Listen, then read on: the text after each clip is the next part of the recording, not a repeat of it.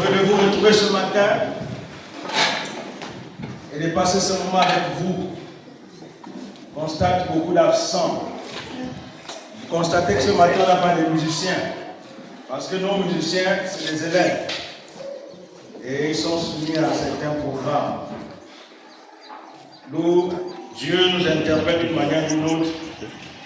Tu sens que ça chauffe. Afin Il y a de un message qui vient ici. maximiser sur les travailleurs et non sur les élèves. Sur les travailleurs. Donc nous devons tous ensemble nous impliquer pour qu'on ne se retrouve plus dans des moments ici. Mais cela ne nous empêche pas de louer le Seigneur ce matin. Amen.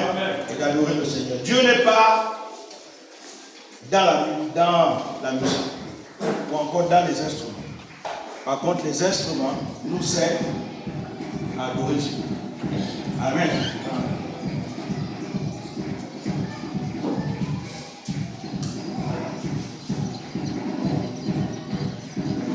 Nous rendons grâce au Seigneur pour ce dimanche. Nous vous avons annoncé le dimanche dernier qu'aujourd'hui c'est la journée nationale du CFTB que je vais expliquer tout à l'heure. Et nous sommes contents de nous retrouver ce matin. Même si certains sont partis, certains attendent toujours le dimanche pour aller vaquer à leurs activités, pour aller faire les courses. Mais le dimanche, c'est la journée du Seigneur. Nous devons le comprendre définitivement. Et il y a un temps pour tout. Quand c'est le temps pour honorer Dieu, on vient d'abord honorer Dieu. On vient d'abord adorer Dieu. Ensuite, on pourra vaquer à nos activités quotidiennes. Le fait n'est pas venir honorer Dieu et prendre ce qui est à Dieu n'est pas bien.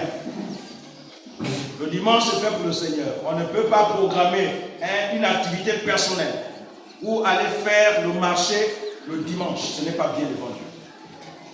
Ce n'est pas bien devant Dieu. On doit faire la part des choses. Le dimanche, je me lève, c'est pour le Seigneur. Et si j'ai autre chose à faire, alors je peux le faire plus tard. Ou en semaine.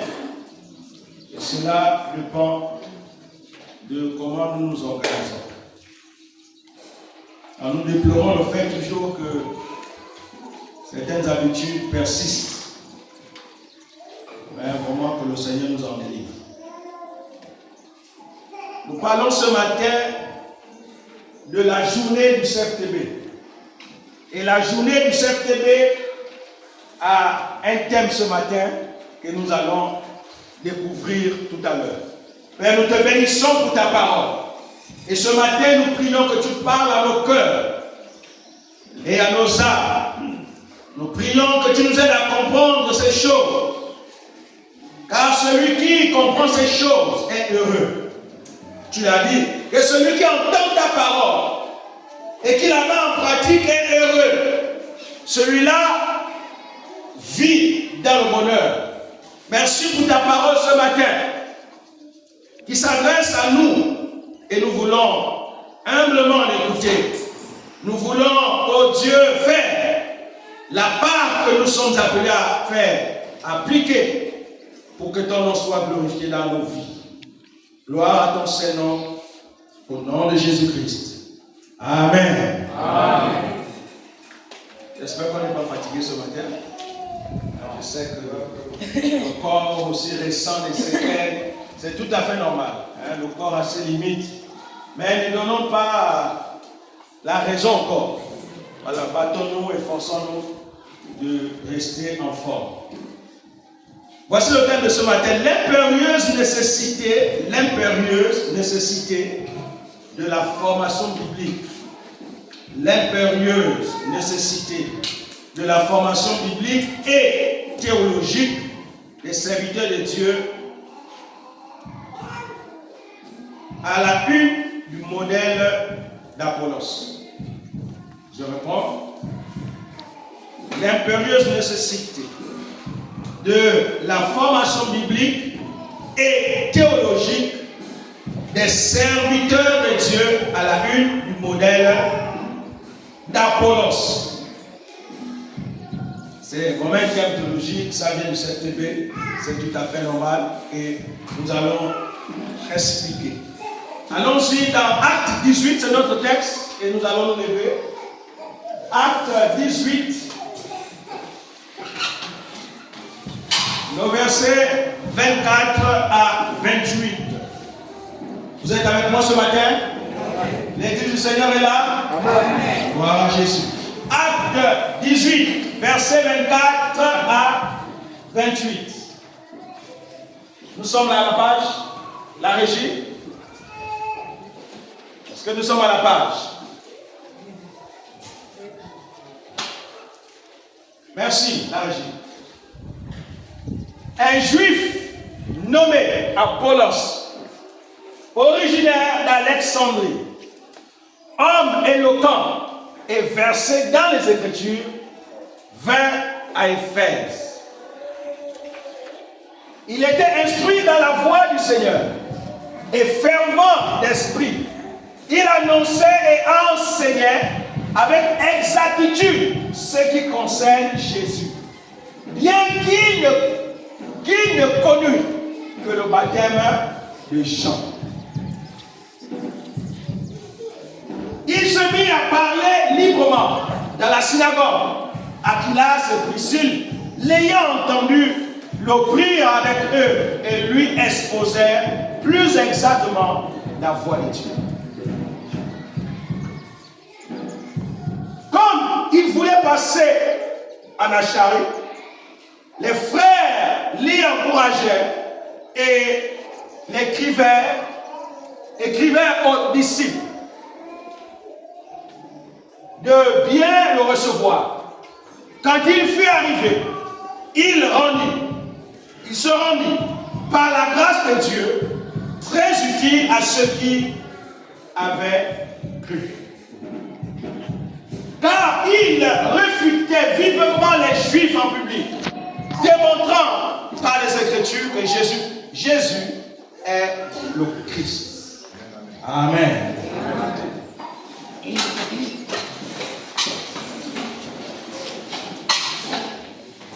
Certains d'entre nous, certainement, ont déjà lu l'histoire d'Apollos.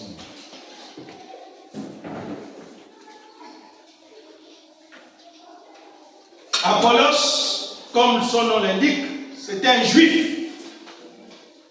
C'était un juif, mais un juif de la diaspora. Parce qu'il vivait en Alexandrie. Et Alexandrie, à l'époque, était la capitale de l'Égypte. Donc, c'était les juifs de la diaspora. Et les juifs de la diaspora ne parlaient pas couramment, ou encore parce que le fait qu'ils vivaient hors du territoire hébreu, ils ne parlaient pas couramment l'hébreu. Parce qu'il n'y avait que les juifs qui vivaient en Israël qui parlaient couramment hébreu. Et donc Apollos, c'est ce juif qui est donc arrivé à Éphèse. C'était un homme très éloquent. Quand la Bible prend le temps de préciser quelque chose, ça signifie que c'était la réalité. Apollos était très éloquent. Et il connaissait très bien les Écritures. Il connaissait les Écritures. Il avait été instruit de la voix du Seigneur et parlait avec enthousiasme de Jésus. Ça signifie qu'il avait appris. Il avait été enseigné.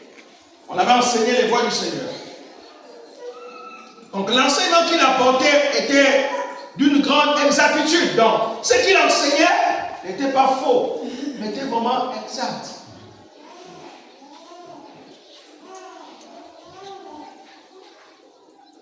Il se mit donc à parler avec assurance dans la synagogue. Donc Priscille et Aquilas, ses deux partenaires de Paul, lui donc entendu et le prit avec eux pour lui expliquer précisément la voie de Dieu. Donc il y avait des choses qu'il ne connaissait pas. Parce qu'il était beaucoup instruit par rapport au baptême de Jean-Baptiste. Mais il y avait des choses sur la doctrine de Christ qu'il ne connaissait pas. Et donc Priscille et Aquilas vont donc l'encadrer et corriger certaines choses. Comme il avait l'intention de se rendre à Acharie, les frères et encourageait vivement. Écrivez donc aux disciples de Corinthe de lui faire bon accueil. Dès son arrivée, il fut par la grâce de Dieu d'un grand secours pour les chrétiens de cette localité.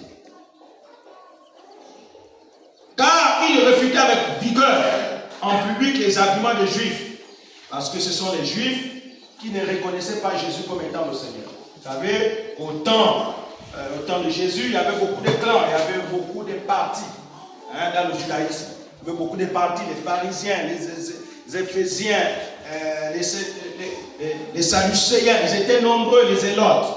Et c'était des groupes qui étaient composés en Israël et dont tous se réclamaient de Moïse. Ils étaient tous enfants de Moïse. Mais le problème, c'est que tous ces courants de théologiens, de théologie, beaucoup ne reconnaissaient pas, évidemment, que Jésus était le Christ. Donc, ils reniaient donc la divinité de Jésus. Ils avaient refusé de reconnaître que Jésus était vraiment le Messie, il était le Christ. Parce qu'ils voyaient Jésus-Christ marcher avec les hommes, manger avec les païens, avec les personnes de mauvaise vie. Donc toutes ces choses-là les empêchaient de croire en Jésus. Alors que véritablement, Jésus est Dieu. Pourquoi serait-il nécessaire dans l'Église aujourd'hui de former des apôtres? Pourquoi? Par l'exposition plus exacte de la voix du Seigneur. Pourquoi c'est important? Alors nous allons voir deux raisons. Pourquoi c'est important de former les apôtres? Les apôtres ici veut dire, il s'agit ici des serviteurs de Dieu. Pourquoi il est important de former les serviteurs de Dieu? Et nous allons en comprendre. Nous allons découvrir deux raisons rapidement. La première raison est celle-ci.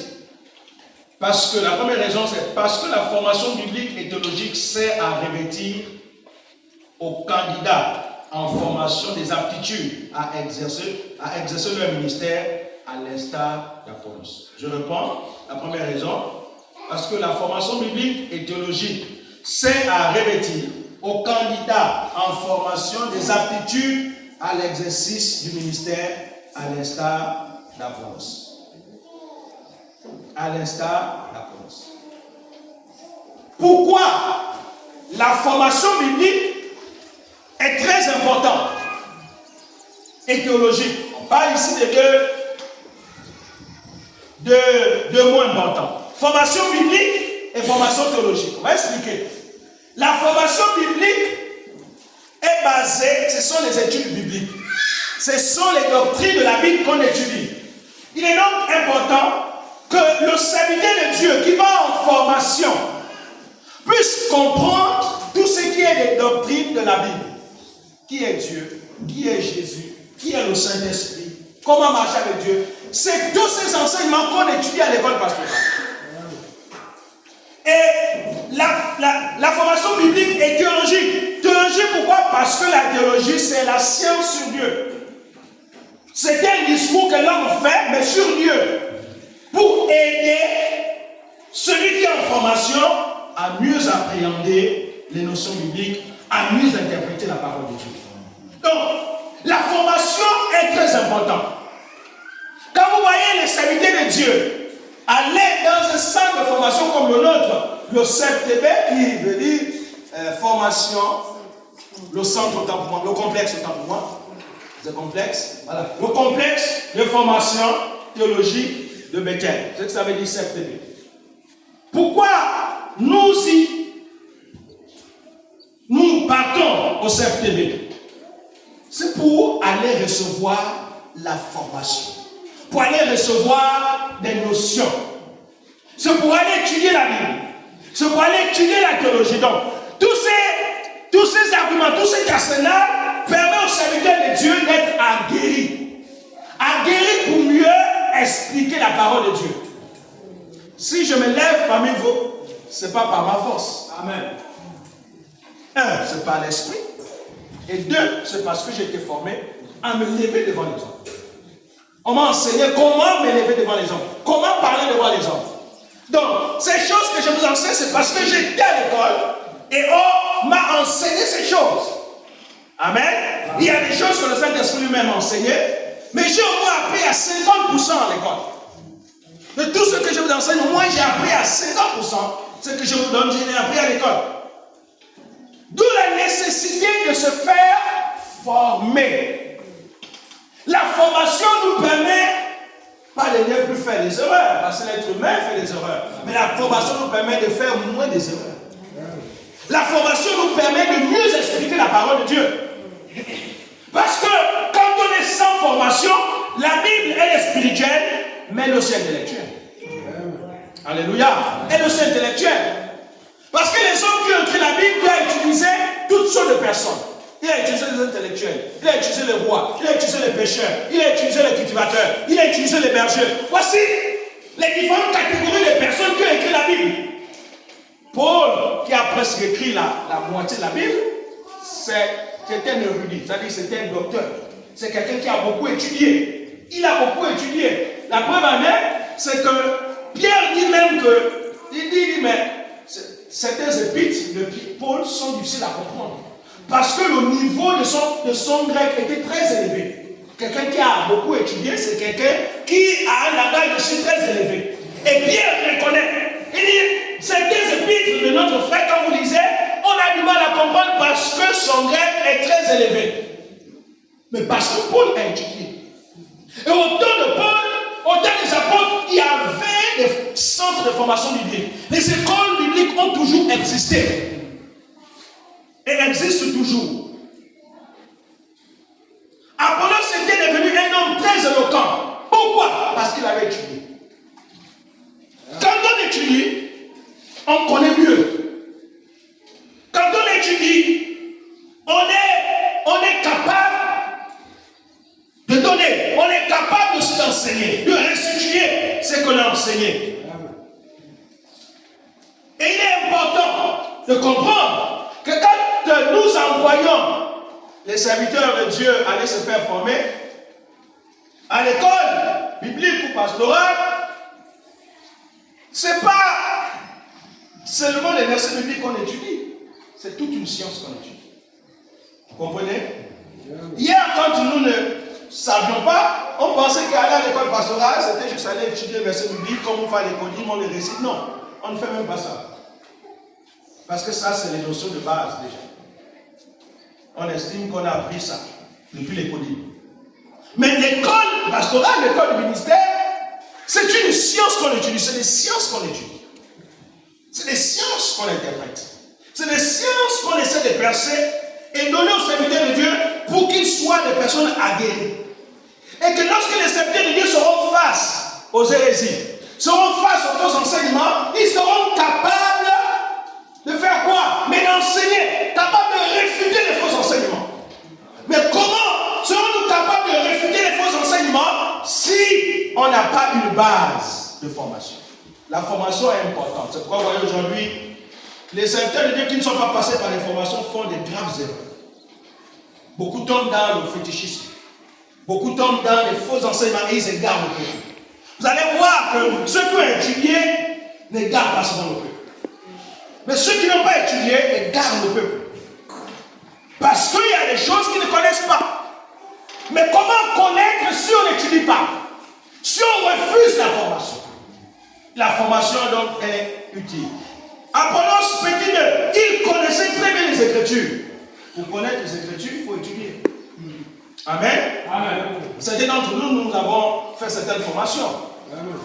Ces formations que nous avons faites, ces formations nous aident aujourd'hui à mieux communiquer la parole de Dieu, à mieux connaître le Seigneur. Donc Apollos connaissait les Écritures parce qu'il avait étudié. Les pasteurs connaissent, les apôtres, tous ceux qui vont dans nos centres de formation connaissent les Écritures, mais c'est parce qu'ils vont étudier. Petit 3, il parlait avec enthousiasme de Jésus. Mais parce qu'on avait enseigné que Jésus, il a étudié la doctrine sur Jésus. Qui est Jésus? Et en étudiant la doctrine sur Jésus, il était bel et bien placé pour réfuter les faux enseignements qui reniaient la divinité de Jésus. Parce qu'à leur temps et jusqu'à nos jours, il y a des personnes qui refusent de reconnaître que Jésus est Seigneur. Et pour mieux réfuter ces faux enseignements qui trompent les gens aujourd'hui, et vous allez voir que un pasteur qui est passé par le CFTB sera bien placé pour expliquer qui est Jésus. Pour aller dans les profondeurs, parce qu'il a passé autant d'années à étudier ces choses. Quand quelqu'un passe autant d'années à étudier quelque chose, ça ne veut pas dire qu'il devient parfait, mais qu'il a au moins le minimum, qu'il est capable d'expliquer quelque chose. Amen. Donc il était enthousiaste face aux Juifs, face aux hérésies qui étaient en face de lui. Apollos les réfutait. Apollos défendait la doctrine. Apollos confirmait évidemment que Jésus était Dieu, mais pas les Écritures. Il démontrait la divinité de Jésus par les Écritures. Il avait la Bible, il disait, mais voici ce qui est écrit de Jésus. Depuis le commencement, Jésus existe, ceci. Et il expliquait cela parce qu'il avait étudié. Petit 4, il apportait un enseignement d'une grande exactitude. La théologie est une science. La théologie veut dire c'est la science pour le discours sur Dieu. Comme on étudie les sciences de mathématiques, la biologie, comme on étudie toutes les sciences que vous savez aujourd'hui. La théologie est d'ailleurs la reine de toutes les sciences. C'est sur la base de la théologie que toutes les sciences sont nées. La théologie est donc la reine de toutes les sciences. Sans théologie, les autres sciences ne peuvent pas exister. Donc c'est la théologie que les sciences que nous étudions aujourd'hui dans les universités, dans nos écoles, partout dans le monde, qu'est née donc les autres sciences. C'est la théologie. Avec exactitude. Quelqu'un qui parle d'exactitude, c'est quelqu'un qui connaît. C'est quelqu'un qui a étudié. On a appris que ça, c'est comme ça. Et donc il explique avec exactitude que Jésus est le Fils de Dieu. Que ce que vous êtes en train de dire au sujet de Dieu, au sujet du Saint-Esprit, est faux. Voici ce que disent les Écritures. Allons-y dans les Écritures et nous allons lire ce que disent les Écritures. Et d'ailleurs, je pense que je vous ai déjà dit un jour ici, qu'à l'école nationale, on nous enseigne une science, comment interpréter la Bible. Il y a une science sur ça. Comment interpréter la Bible. Et beaucoup des hommes de Dieu aujourd'hui qui ne sont pas passés par des formations interprètent mal. Et ce sont ceux qui trompent le peuple de Dieu. Attention, l'interprétation de la Bible n'est pas donnée à tout le monde. Interpréter la Bible, tout le monde ne peut pas le faire avec leur intelligence. La Bible ne s'interprète pas par intelligence, elle s'interprète déjà par elle-même. La Bible s'explique par elle-même. Les sciences nous permettent juste de nous aider. Les sciences nous permettent juste de nous aider. Donc nous, quand nous partons à l'école pastorale, la science qu'on étudie pour nous aider à comprendre les Écritures, c'est juste une science pour nous aider. Mais malgré qu'on étudie cette science, nous sommes aussi limités. Amen. C'est pourquoi la Bible s'explique par elle-même. Alléluia. Amen. Mais vaut mieux celui qui a étudié, il fera moins des erreurs. Parce que celui qui n'a jamais étudié la science de l'interprétation de la Bible conduira le peuple dans le désert. Conduira le peuple hors de la volonté de Dieu. C'est pourquoi vous voyez aujourd'hui beaucoup des églises naissent. C'est bien de voir les églises naître. Mais quand ces églises naissent là, est-ce que réellement elles enseignent la parole de Dieu? Est-ce que les hommes qui vont dans ces différentes églises réellement ont le fondement biblique? Réellement grandissent dans l'exactitude de la parole de Dieu? Est-ce qu'ils connaissent? Et l'un des problèmes aujourd'hui, c'est que dans nos églises, c'est que beaucoup de chrétiens ont été mal enseignés. Beaucoup de chrétiens n'ont pas reçu la véritable fondation de la parole de Dieu. C'est pourquoi beaucoup de chrétiens sont tordus spirituellement. Beaucoup de chrétiens sont nés spirituellement. Beaucoup de chrétiens, en fait, vivent la malnutrition spirituelle parce qu'ils n'ont pas été bien enseignés. Ou encore, ce qu'on les a enseignés, c'était les doctrines des démons.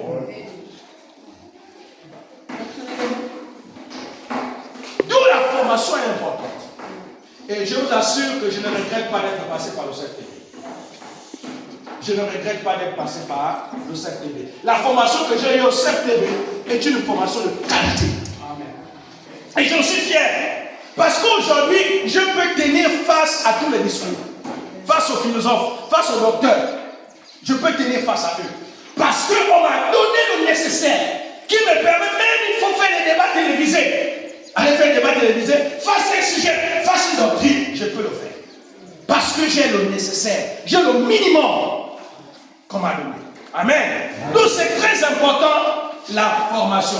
Beaucoup de personnes pensent que les centres de formation ou encore les écoles pastorales, c'est juste pour aller perdre du temps. Non, ce n'est pas pour aller perdre du temps. Il n'y a pas une école aussi difficile que l'école pastorale. Il n'y a pas une science aussi difficile que d'étudier les sciences bibliques ou encore étudier la théologie. Je vous assure que ce n'est pas facile. Ce n'est pas facile d'étudier. Je connais certains qui sont venus, qui étaient même dans la même classe que moi, qui ont abandonné la première année. Parce que c'était tellement difficile. Ils ont abandonné, ils n'ont pas terminé. Je connais un pasteur de l'église évangélique qui était avec moi, qui a abandonné. Qui a abandonné parce que pensait que bon, c'était juste des petites notions, mais il se rend compte que... Et je connais un autre médecin, les médecins de formation, il est venu, je pense qu'il a fait 3 mois, après au 4e mois, il dit, mais pasteur, moi je suis médecin, j'ai fait 7 ans d'études, mais là, la théologie me dépasse. Vous comprenez qu'un médecin parle comme ça? Il dit, j'ai fait 7 ans d'études, mais j'ai étudié les sciences, j'ai étudié le corps humain, j'ai étudié toutes ces choses, mais là, quand je suis face à la science de Dieu, je suis perdu. Parce que je comprends que c'est une science difficile. Et le médecin l'avait abandonné. Pourtant, il était juste venu pour l'acquisition de quelques connaissances. Mais il l'a abandonné parce que c'était difficile. Ce n'est pas facile. Donc, vous voyez que quand on passe par la formation, on devient guéri. Et Apollos est un homme guéri. Étudier est une bonne chose. Amen. Étudier est une bonne chose. Vous allez même voir dans la vie courante. Vous allez voir qu'il y aura la différence entre celui qui a étudié et celui qui n'a pas étudié. Il y a toujours une différence. Quand on prend 2 personnes, celui qui a étudié et celui qui n'a pas étudié, mais chacun a quand même les notions, vous allez voir que celui qui a étudié fera quand même mieux que celui qui n'a pas étudié.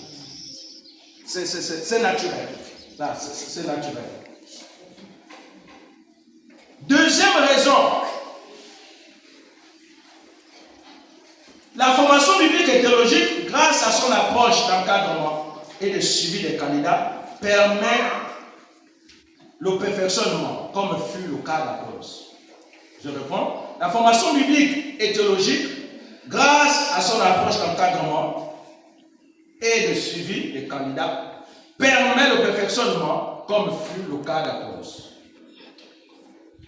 Ainsi, donc grâce à l'encadrement et au suivi de Priscille et d'Aquilas, qui l'expliquait à Apollos plus exactement la voie de Dieu. L'encadrement. Évidemment, à l'école, au CFTB, on encadre. Quand vous venez avec vos notions, on vous dit les notions que vous avez apprises en amont, vous devez savoir qu'on va les remettre en cause. Et parfois, lorsque nous partons à l'école, on avait certaines notions, on croyait à certaines choses. Et quand nous sommes arrivés à l'école, évidemment, on a compris que certaines choses qu'on croyait étaient purement fausses. Parce qu'à l'école, on nous recadre. On dit non, tu as enseigné ça comme ça, c'est pas comme ça qu'on enseigne. C'est comme ça qu'on enseigne. Donc vous voyez l'importance de l'encadrement. Priscille et Aquilas vont prendre Apollos. Vous dites, mais Apollos, très bien, tu enseignes bien. Ce que tu dis est exact. Mais il y a un souci. Ta compréhension de la doctrine sur ça est insuffisante. Alors nous allons t'aider à mieux comprendre. Pourquoi Aquilas et Priscille? Parce qu'Aquilas et Priscille étaient les collaborateurs de Paul. Ils ont donc étudié avec Paul. Ils ont appris avec Paul. Amen. Et donc ils étaient bien, c'était les bons encadreurs. Ils ont pris Apollos. Apollos n'a pas refusé. Apollos n'a pas refusé. Ici, Aquilas et Priscille ici représentent nos institutions de formation. Ce sont nos institutions de formation qui encadrent les serviteurs de Dieu et les donnent les rudiments nécessaires pour que les serviteurs de Dieu deviennent des hommes capables. Petit 1. Apollos était devenu recommandable. Vous voyez, on doit recommander les serviteurs de Dieu à la formation. On doit leur recommander. Amen. On doit leur recommander. C'est pourquoi dans notre église, aussi, mais je parle plus de notre église, c'est parce que là nous y sommes. Dans notre église, on ne devient pas pasteur parce qu'il faut. Vous me suivez? Alors nous avons les filles ce matin. Tu veux t'engager à avant que je vais m'asseoir, tu veux t'engager ce matin. Tant que Jésus n'est pas encore revenu, l'église est encore sur terre et les personnes de l'église sont vivantes. Par mois, tu as donné 5 000 par mois, c'est fini. Ça peut être par trimestre. Par exemple, 5 000 par trimestre, tu as donné 5 000 le trimestre, c'est fini. Alors ce matin, tu peux lever ta main et nous allons te donner la fiche d'engagement. Merci. Vous remplissez la fiche vous-même. Ensuite, vous venez me voir. Vous venez me voir. Si vous ne comprenez pas quelque chose dans la fiche, vous venez me voir. Je vais vous aider à mieux comprendre la fiche. Alléluia. Que Dieu nous bénisse ce matin de notre engagement. N'oublions jamais que celui qui jette son pain à la surface des eaux, avec le temps, il le retrouvera. Car on investit pour le royaume de Dieu, Dieu se souvient de nous. Et ce matin, nous allons aussi faire l'offrande. Bien qu'il y ait des offrandes spéciales. Mais moi, je suis un partenaire pour cette vie. Souvent, quand nous étions en mandat, mon épouse et moi, on organisait des offrandes pour envoyer cette vie. Les offrandes ne sont pas seulement des offrandes financières, mais aussi ça peut être la nature. Ça peut être aussi la nature. On peut aussi organiser des offrandes en nature. On envoie parce que c'est des bien-aimés qui ont besoin de manger. Il y en a qui sont mariés. Il y en a qui sont mariés, qui ont des besoins. Et comme vous connaissez, tous les êtres humains ont des besoins. Amen. Que Dieu te bénisse. Alors ce matin, en prenant ton engagement, tu es libre. Soit par mois, soit par trimestre, soit par annuel. Et honore ton engagement. Quand tu prends l'engagement comme ça, honore ton engagement. Parce que Dieu te bénira sur la base de ton engagement. Donc n'oublie pas de donner ton engagement. Et quand tu envoies, vous allez voir, il y a le numéro bancaire. Il y a le numéro RTL, monnaie qui est à l'intérieur. Quand vous envoyez, appelez. Appelez. Vous confirmez s'ils ont reçu votre engagement. Amen. Appelez au CFTB.